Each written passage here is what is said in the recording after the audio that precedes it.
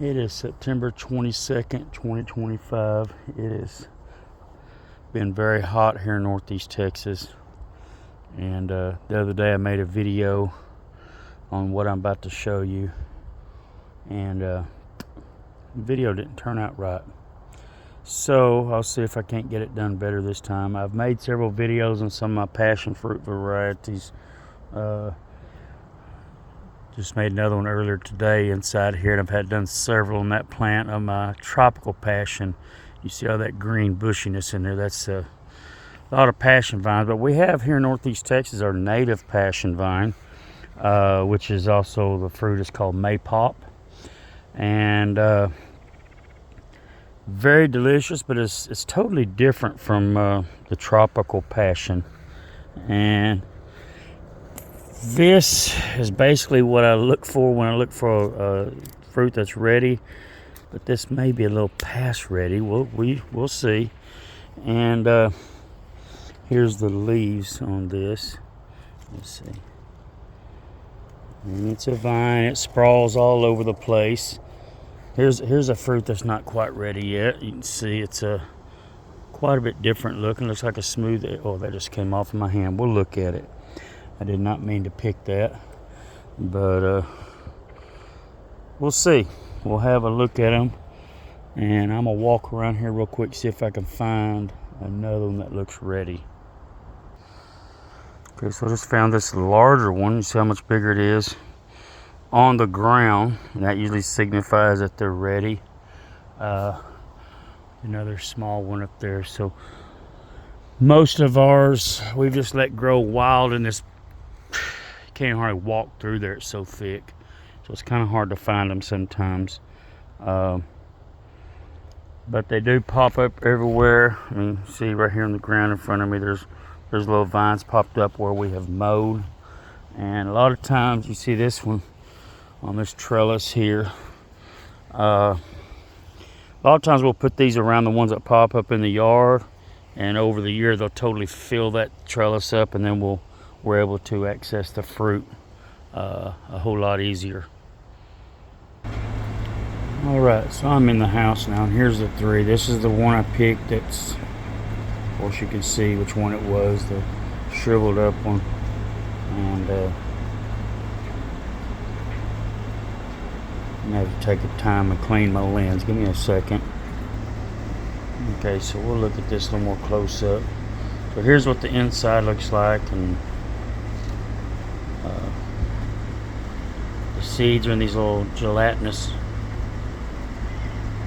pods here, encapsulated. And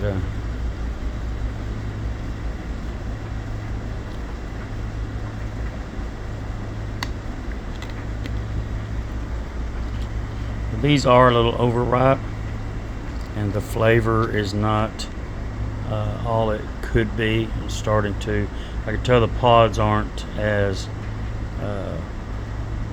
inflated as they should be. Of course, the heat and has pulled some of the moisture out of them probably, but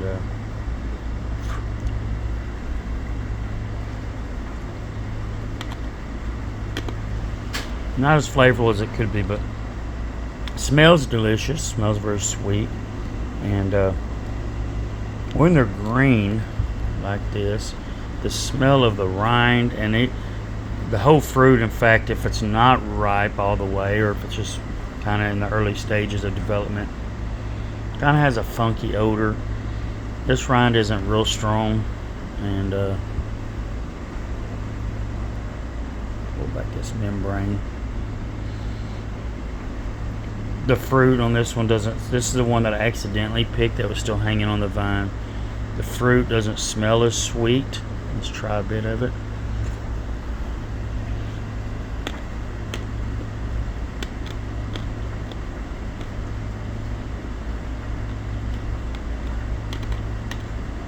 It is definitely good. Is a little better than the one that was really dried up.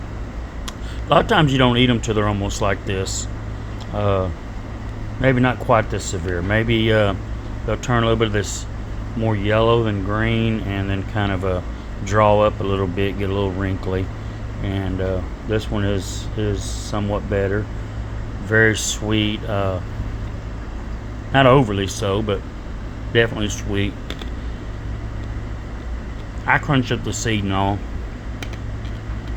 give it some texture. Some people will spit the seeds out, but they're not that big really, and maybe somewhat more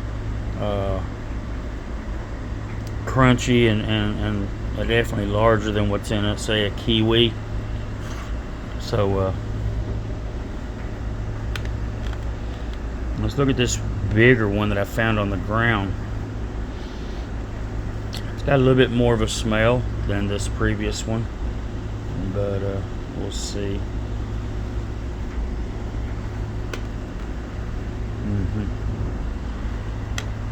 Even better. This is the best one out of all three of them. And if this would have went on, and you see how the peel just kind of crushes in easily. It's starting to get to that wrinkled up stage. If it could have went probably another few days to a week, it probably would have been even better if it would have hung on the vine a little longer than it did.